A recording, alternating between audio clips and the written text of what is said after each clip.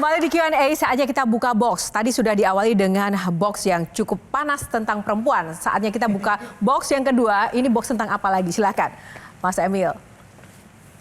Nomor berapa? Ya, ke pojok sebelah situ deh, 9. Oh, 9, langsung ya. Ke 9. Sudut-sudut. Who am I? Oke. Tepuk tangannya mana? Who am I ini tentang sosok Mas Emil ya. Tapi sebelum kita bicara tentang sosok Mas Emil dan semesta di sekitar Mas Emil, saya mau tahu pandangan Mas Emil tentang situasi politik begitu kejam. Banyak intrik, ya kan? Semua serba kepentingan.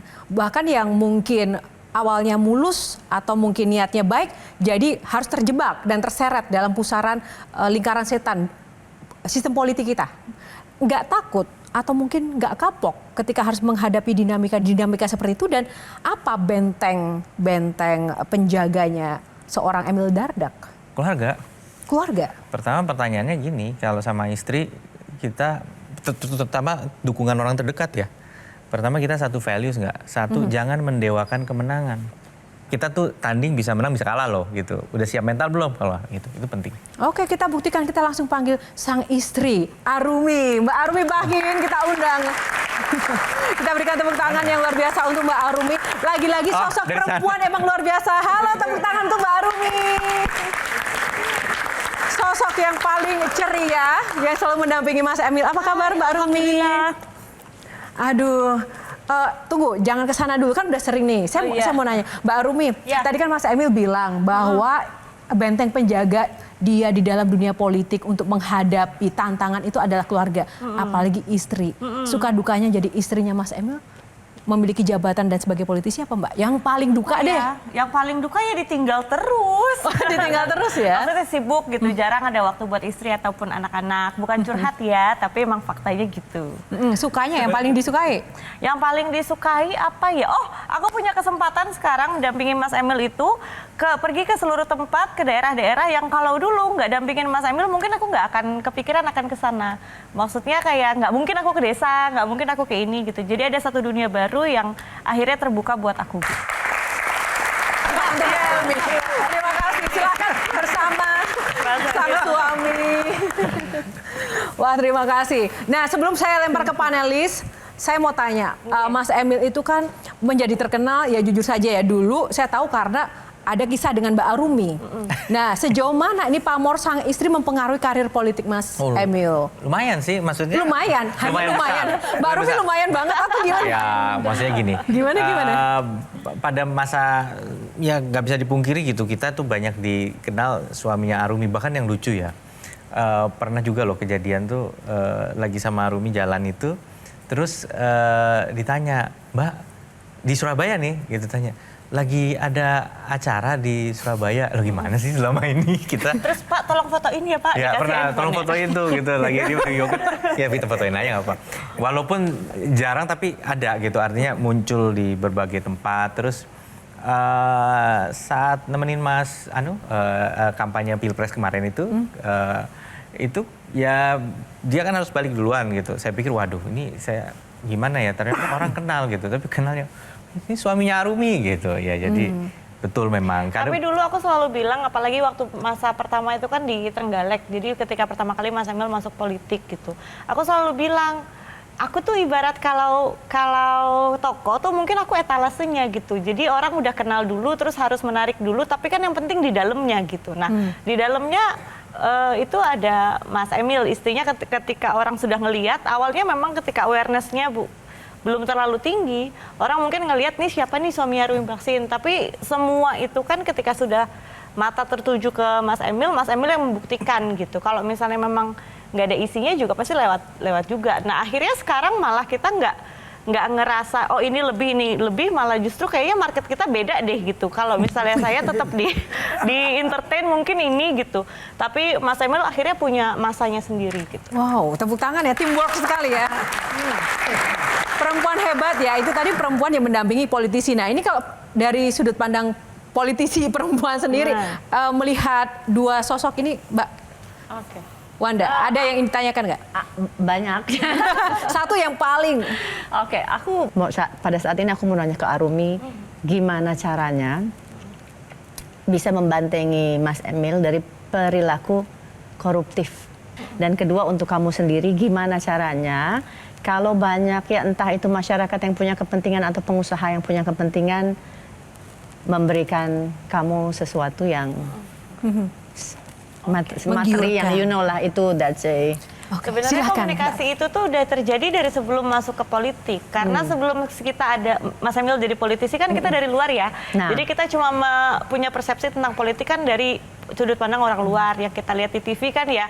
Itu gitu kan kayak pas Mas Emil minta izin apa kita coba politik itu kan aku yang hah kok politik gitu kan serem banget loh di media tuh serem banget gitu. Akhirnya kita coba ngobrol yang serius sebelum memutuskan. Nah di situ akhirnya aku percaya diri gitu. Memang orangnya punya integritas gitu. Jadi dari awal Mas Emil masuk politik tuh dari usia 30-31 lah kurang lebih ya waktu di Trenggalek itu. Menurutku kita tuh masih terlalu panjang gitu loh. Kalau misalnya kita mau macam-macam gitu. Jadi kalau kamu yakinin aku dulu kalau misalnya masuk politik terus kamu macam-macam terus kenapa-napa aku tuh juga masih muda gitu. Jadi biar tak cari yang lain dulu. Tapi beneran itu salah satu ketakutan terbesar gitu. Tapi pada saat itu dia berhasil meyakini bahwa ya ini benar-benar calling gitu. Jadi bukan karena ada ini dan akhirnya itu harus di cross check terus tuh. Apalagi kalau misalnya ada tadi itu bener banget itu terjadi gitu. Kalau di Mas Emilnya sendiri dia bisa bentengin diri sendiri ya, yang kadang-kadang polos tuh dan nggak ngerti aku kan gitu. Jadi kayak pentingnya di komunikasi. Oke, Bang Jayadi dulu nih. Masih terkait dengan itu ya, Mbak Arumi masih melakukan aktivitasnya di dunia entertain ya? Seadanya aja tapi. Iya. Seandainya Mas Emil juga sukses di dunia entertain seperti Mbak Arumi gitu, kira-kira dia lebih kaya dari sekarang apa? Iya. Iya. Artinya dunia entertainment itu bisa membuat lebih kaya dibandingkan di dunia politik. Iya. Oh, iyanya kok semangat banget, Mbak. Kayak merasakan sebuah kegundahan. Saya tuh merasa tertentu jantungnya nih. Mas Emil tuh sampai kedengaran deg-degannya di sini karena saya kan orangnya agak ceplos-ceplos jadi kadang-kadang nggak tahu nih kalau apa yang boleh dan nggak boleh diomongin kan. Tapi kalau menurut hemat saya ya, yang seharusnya gitu memang lebih fleksibel, lebih Di dunia entertainment di ya? entertain gitu. Sebelum selanjutnya ke Kang Maman, silahkan Kang Maman. Saya sering diundang ke daerah-daerah sebagai pegiat literasi. Selalu saya nanya, saya akan berbicara dengan siapa? Waktu itu diajak ke Jawa Timur. Dengan Bunda Literasi dan Bunda PAUD sekaligus. Itu kan menempel di jabatan nih. Saya paling sebel kalau melihat kalimat itu. Karena biasanya balihonya gede, begitu acara orangnya nggak datang, diwakili. Tapi waktu dengan beliau datang dan saya masih, maaf saya masih underestimate. Bisa nggak dia ngomong atau cuman baca? Ternyata dia sama sekali nggak baca dan bisa menjelaskan tentang stunting dan susu itu bukan kental manis itu bukan susu dan lain sebagainya, dan dia bisa membicarakan angka-angka sampai profesor di samping saya bilang nggak malu-maluin ya istri wakil gubernur saya. Gitu. Kita pernah bertemu soal itu kan, membicarakan itu waktu itu di universitas. Sering melihat bahwa banyak orang yang meminta dirimu muncul dan kamu tolak karena memang tidak punya waktu. Sementara yang lain walaupun tidak punya waktu bilang iya dulu supaya balihonya di mana-mana. Kamu mengalami itu juga nggak? Iya, banyak yang aku tolak. Bukan karena sombong, karena manajemen waktunya aja.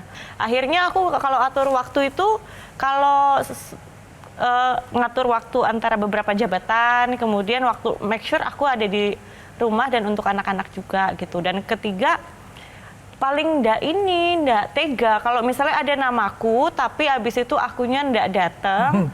Mengecewakannya itu lebih diingat karena beberapa kali ada seperti itu, maksudnya biarin aja gitu, maaf ya mendadak nggak bisa gitu.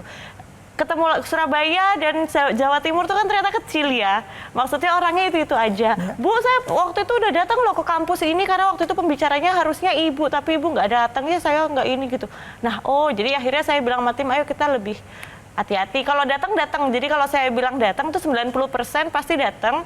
Hanya karena ada faktor tertentu yang mendadak yang saya nggak bisa datang. Jadi kalau yang nggak bisa datang dari awal aku bilang nggak datang.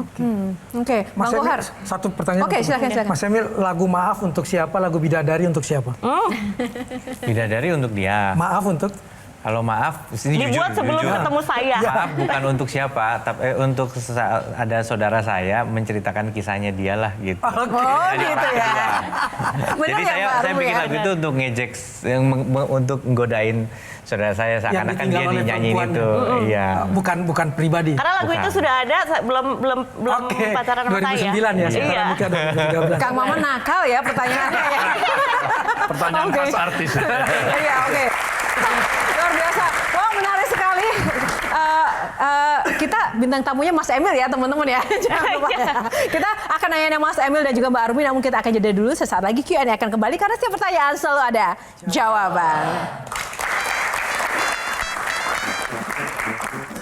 Jelajahi cara baru mendapatkan informasi. Download Metro TV Extend sekarang.